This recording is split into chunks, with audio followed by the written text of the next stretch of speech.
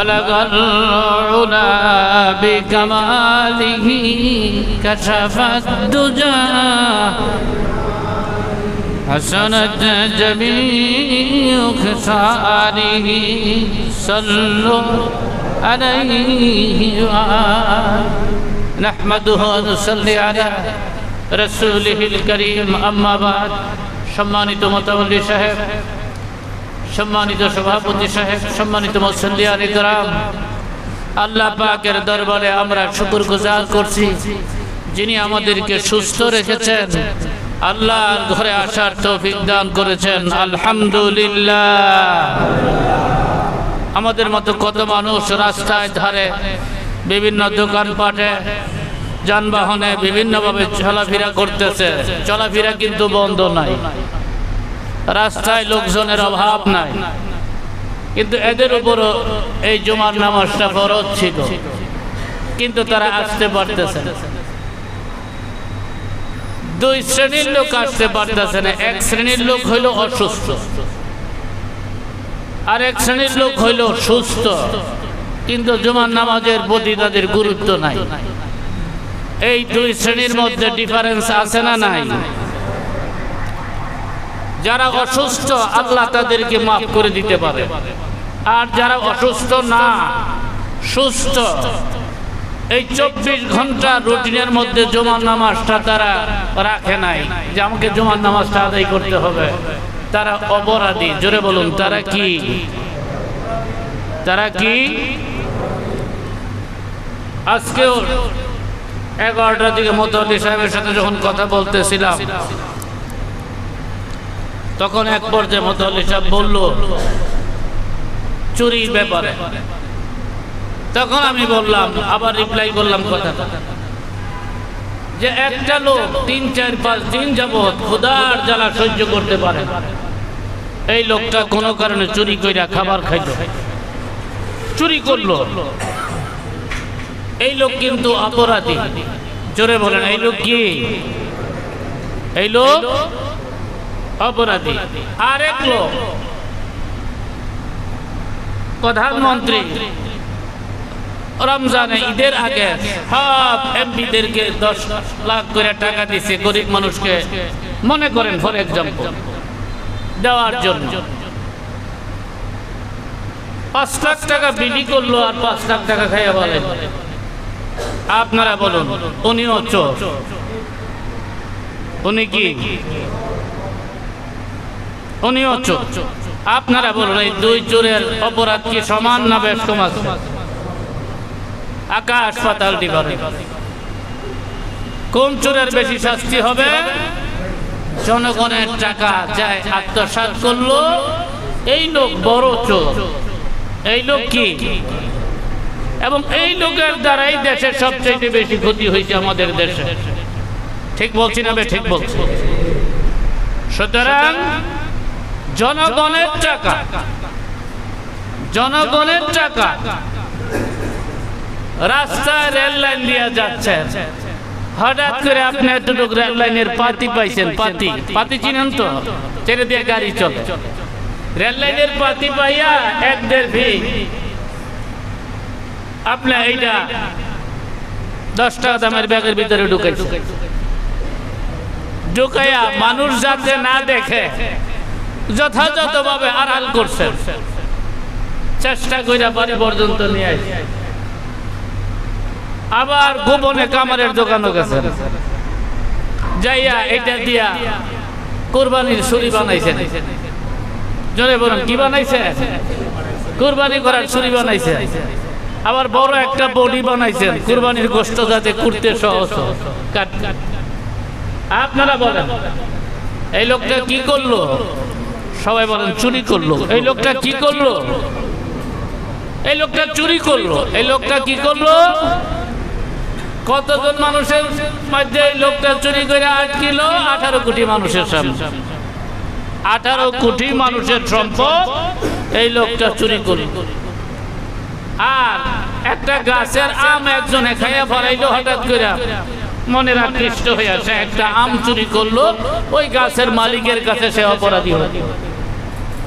আর জনগণের 1 টাকা নষ্ট করলে 18 কোটি মানুষের কাছে সে অপরাধী হয়।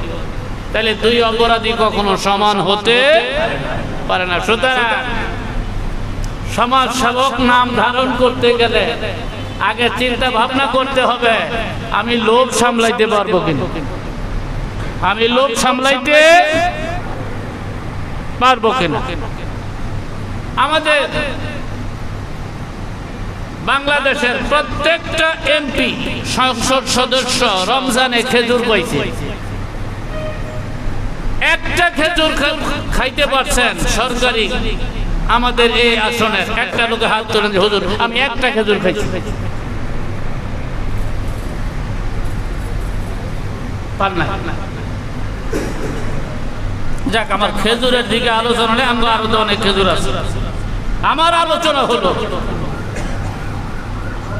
2টাই পাপ, কিন্তু একটা ছোট পাপ আর একটা কিছু পাপ আছে মার্জনীয়, কিছু পাপ আছে অমার্জনীয়। জনগণের টাকা আত্মসাৎ করেছে, কোন অবস্থাতে তোমাকে কেউ মাফ দিবে না, আল্লাহ তোমাকে মাফ দিবে না। কারণ আল্লাহ তাআলা বলেছেন হকুল্লাহ, তুমি বান্দা ইচ্ছাকৃত ভাবে একটা রোজা ভেঙে ফেলেছ আর পূরণ করতে পারো নাই, আমার কাছে মাফ চাইছো, আমি মাফ করে দিতে পারবো। এটা আমার এখতিয়ার, এটা আমি তোমাকে মাফ করে দিতে পারবো, এটা আমি সুপ্রিম অথরিটি, আমার এটা মাফ করে দেওয়ার রাইট আছে। তুমি যে মাফ চাইছো তোমারও মাফ চাওয়ার রাইট আছে, কিন্তু পরের হক সামান্য পরিমাণ নষ্ট করেছেন, এটা আল্লাহ তাআলা মাফ করবে না। মনে করেন আমাদের চৌরাস্তা অথবা জৈদপুর বাজারে 10 লাখ টাকা অ্যাডভান্স লইছেন ঘরের, কয়লা দোকানদার বিধি মোতাবেক, ডিট মোতাবেক যিনি ব্যবসা করছে তিনি দোকানটা ছেড়ে দিবেন, আপনার ভাড়া সব পরিশোধ করে ফেলেছে, নির্দিষ্ট সময়ে আপনার কাছে বলছেন যে আমি বিধি মোতাবেক আমি আপনার দোকানটা ছেড়ে দিতে চাই। এই 10 লক্ষ টাকা ফেরত দেওয়া তার উপর দায়িত্ব। এই 10 লক্ষ টাকা ফেরত দেওয়াটা কি এরকম যায় না যে এরকম বহুত লোক আছে, আছে না নাই সভাপতি সাহেব? আছে। যদি থাকে কিয়ামতের দিন পিছনে পিছনে ঘুইরা এই টাকার জন্য আসামির কাঠ গড়ায় দাঁড়াতে হবে। সুতরাং হকুল্লাহ এবং হকুল ইবাদ, বলতে পারেন যে হুজুর 3 দিন যাবত ক্ষুধার যারা সহ্য করতে না পাইরা যায় চুরি করছে, তার শাস্তি কি হবে, তার শাস্তি কি হবে এবং সেইটা কতটুকু গুরুত্ব দিতে হবে সেইটাও আমাদেরকে ইতিহাস প্রমাণ করেছে। আব্দুল কাদের জিলানী রাহমাতুল্লাহ আলাইহির বাবা সেও ক্ষুধার্ত অবস্থায় ভাসমান নদীর ফল খেয়েছিল, জোরে বলুন সুবহানাল্লাহ। সে 12 বছর গোলামি করেছিল, তারপরে অন্ধ, ল্যাংড়া, বোবা এই ধরনের কথা বললেও তাকে পরীক্ষা করা হয়েছিল। শেষ পর্যন্ত সে বলেছে সবকিছুতে আমি রাজি, কিন্তু আমাকে তারপরেও ক্ষমা করে দিতে হবে, ক্ষমা নিয়ে কবরে যেতে হবে। সুতরাং কবর কিন্তু বড় কঠিন জায়গা, কবর কিন্তু বড় কঠিন জায়গা। যেই কবরে আমার ছেলে যাবে না, মেয়ে যাবে না, স্ত্রী যাবে না, ভাই যাবে না, আপনজন কেউ কবরে যাবে না, আমার কবরে আমাকেই জবাবদিহি করতে হবে, কবরে পরীক্ষা হবে। জোরে বলেন প্রথম পরীক্ষা কোথায় হবে?